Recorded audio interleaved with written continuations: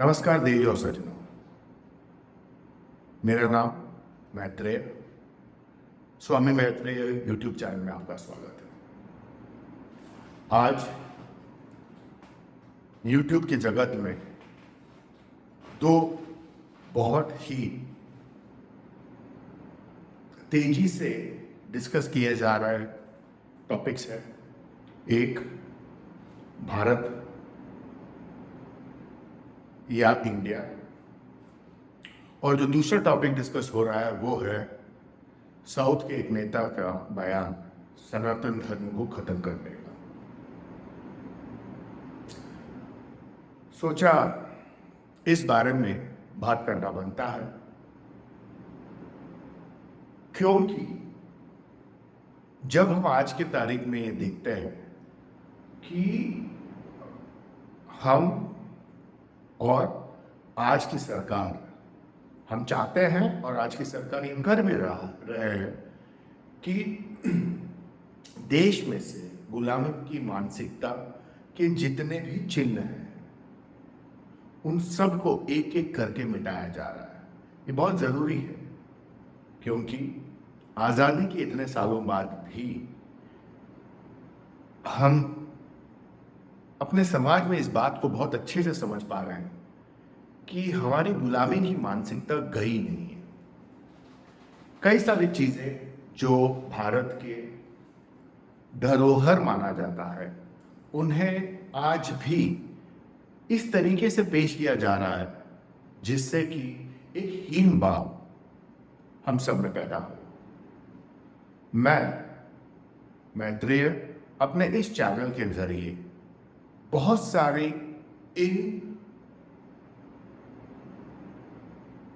दकियानुसी बातों को, जिनको कि हम आक्रांताओं ने और अंग्रेजों ने हमारे देश पर और हमारे समाज पर थोपा है, उनके ऊपर बात करना चाहता हूं, ताकि ये जो पीढ़ी है और आज का जो समाज है वो समझ सके कि और गौरवान्वित भी हो सके कि हमारा जो परंपरा है और हमारा जो इतिहास है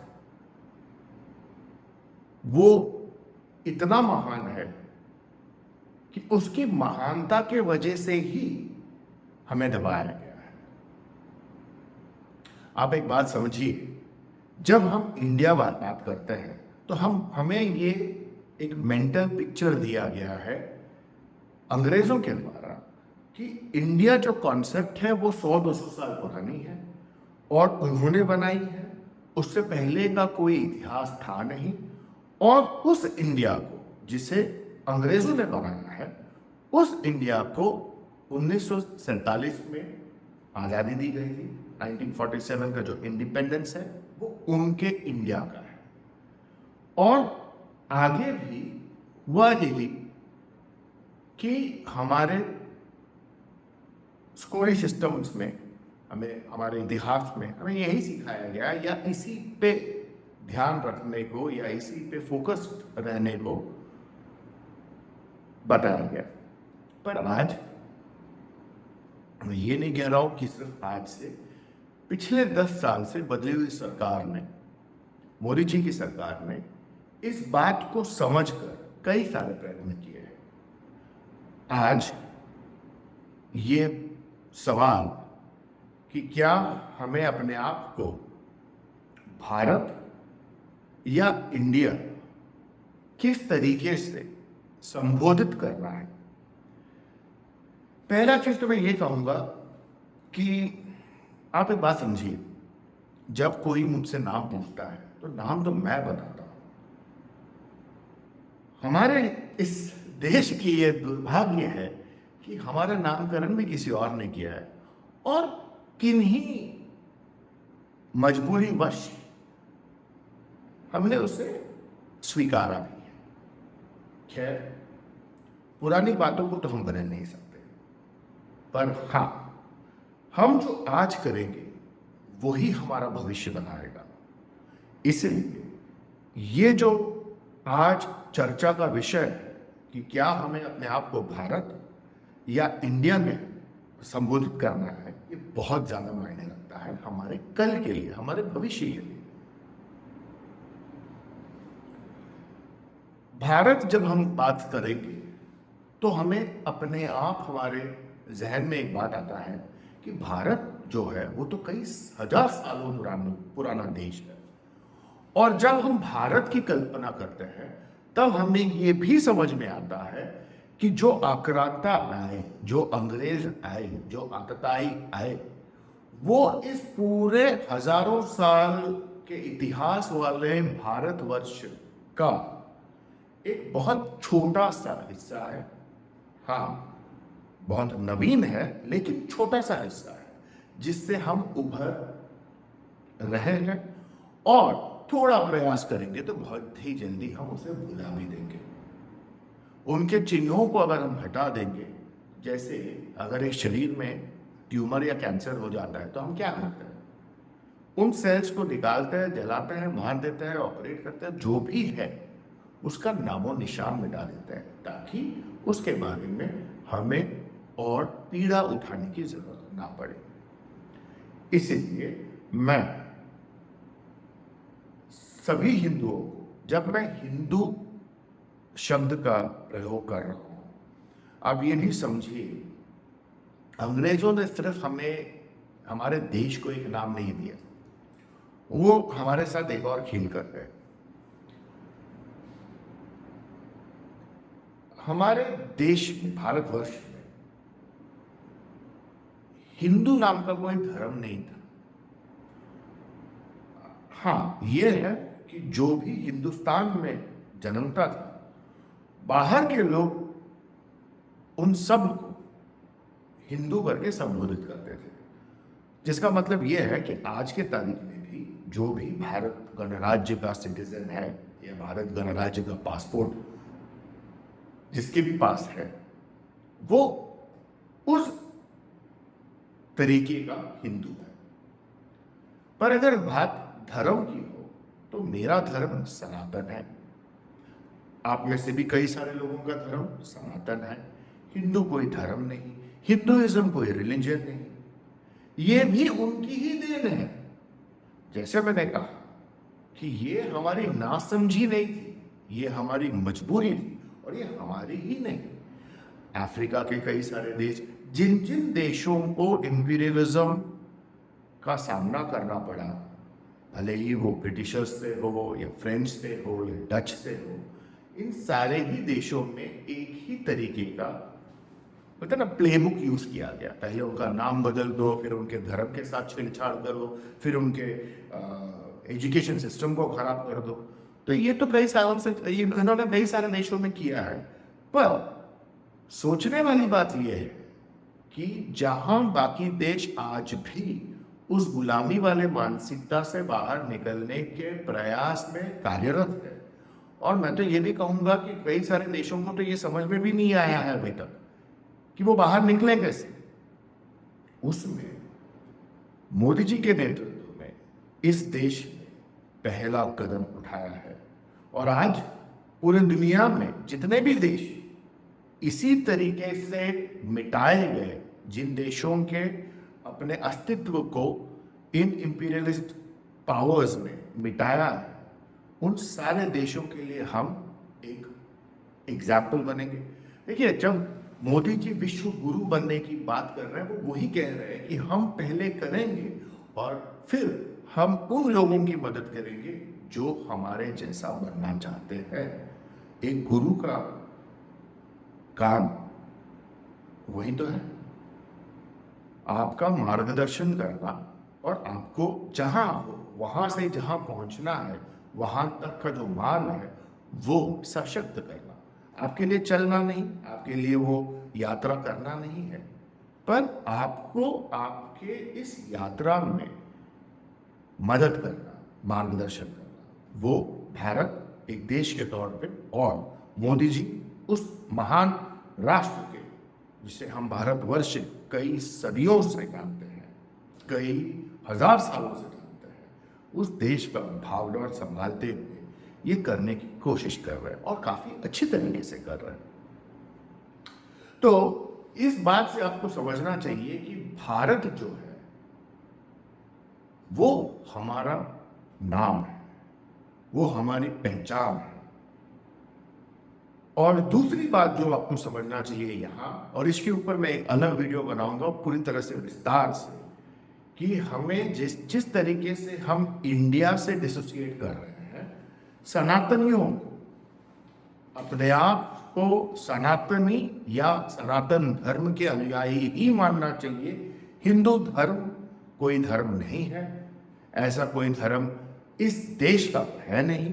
हाँ, हिंद में पैदा हुआ कोई भी इंसान हिंदू है। अगर कल के तारीख में इसके लिए भी हमें प्रयत्न करना पड़े, क्योंकि हमारे कई सारे फॉर्म्स होते हैं जिसमें रिलीजन का कॉलम है, वहां पे सनातन आना चाहिए। अब दूसरी बात, सनातन धर्म को खत्म करने की बात जो साउथ के तमिलनाडु के चीफ मिनिस्टर के बेटे, उनके उदय, जो भी उनका नाम है, मैं इसलिए कह रहा हूं क्योंकि इस विवाद से पहले तो कोई शायद उन्हें जानता भी नहीं था। खैर, जो भी है, तो स्टालिन के बेटे ने जो ये बात कही है कि सनातन धर्म को खत्म कर देंगे, देखो कहने के वक्त वो भी जानता है कि ऐसा कुछ ना वो कर सकता है।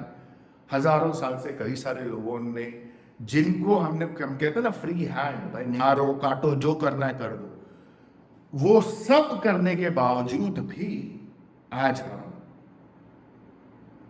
है, सनातन धर्म जिंदा है और बहुत अच्छी तरह से फूल फल रहा है पूरी दुनिया में। हमें कन्वर्ट करने की जरूरत नहीं है। हमारी जो परंपराएं हैं और सनातन धर्म का जो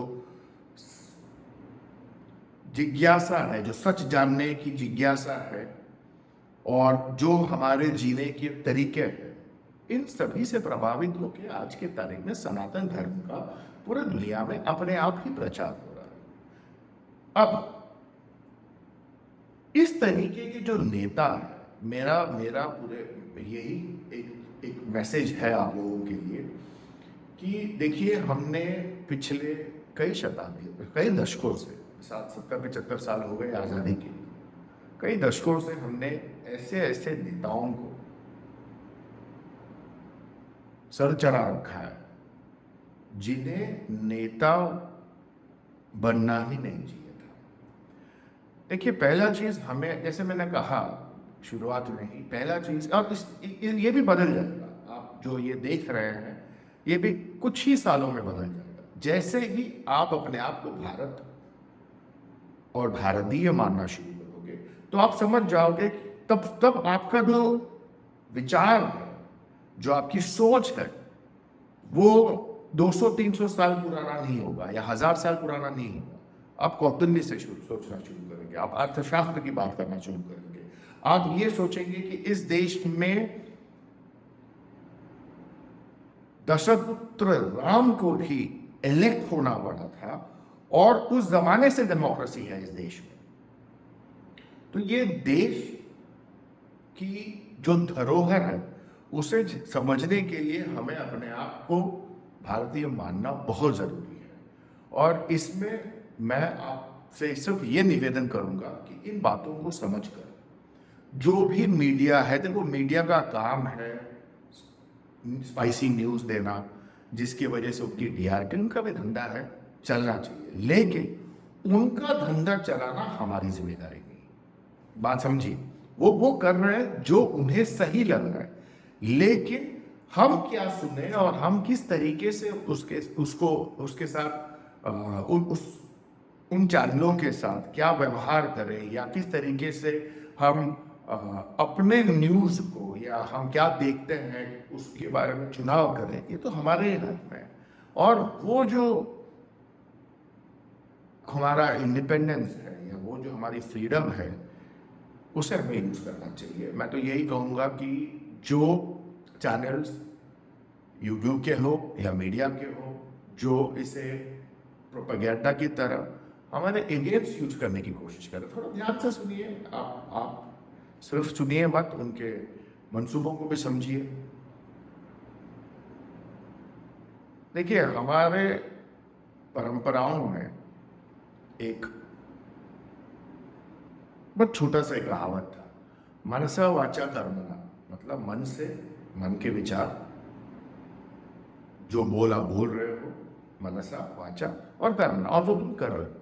अगर ये तीनों में आपको किसी के भी, किसी भी नेता के, किसी भी न्यूज चैनल के, आपको अखंडता या एक इंटेग्रिटी नहीं दिख रही है कि तीनों में एक ही चीज नहीं आ रही है, तो आप समझ जाइए ये लोग दोगले हैं। और दोगले लोगों से तो पहली चीज बची, उनको सुधारने मत जाइए, क्योंकि वो खुद जानते हैं कि वो दोगले हैं। तो उनको उनके चैनल्स पे कमेंट करके या उनको सिखाने जाके कोई मतलब नहीं। उन्हें आपको सिर्फ और सिर्फ एक ही चीज करना है, इग्नोर। बुरा भी नहीं मानना है, उनके साथ दुश्मनी भी नहीं करनी है, आपको सिर्फ उन्हें नजरअंदाज करना है कि वो है ही नहीं, आपके लिए तो नहीं, बाकी किसी के लिए होना हो, आपके लिए नहीं। इस तरीके से आपके अंदर, आपके दिमाग के अंदर कचरा जाना बंद हो जाएगा। और कचरा जाना बंद करना बहुत जरूरी है, तभी तो ये साफ रहेगा। तो अंत में मैं यही कहूंगा, मेरी आप सबसे निवेदन है हाथ जोड़ के, कि अपने आप, हम में से हर किसी का ये दायित्व है कि हम अपने आप को जहां तक हो सके, मैं तो ये कह रहा हूं कि अभी बचपन से इतने सालों से हम इंडिया वर्ड यूज करते आ रहे हैं, तो बहुत बार गलती से निकल जाएगी, निकलेगी ही, वही तो इस चीज का, वो हमारा नेचर में है, क्योंकि इतने सालों से हम कर रहे हैं, तो निकल लेंगे। पर सुधार लो, जहां कहीं पे भी भारत, इंडिया की जगह पर भारत का इस्तेमाल किया जा सकता है, आप कीजिए। और अभी 2024 के इलेक्शन से पहले कई सारी चीजें हैं, कई सारे आक्रमण होने वाले हैं, कई सारी बातें इधर उधर चलेगी। बात फिर से मैं आप लोगों से जब जब ये होगा उस बात करूंगा। आप लोगों ने मुझे वक्त दिया,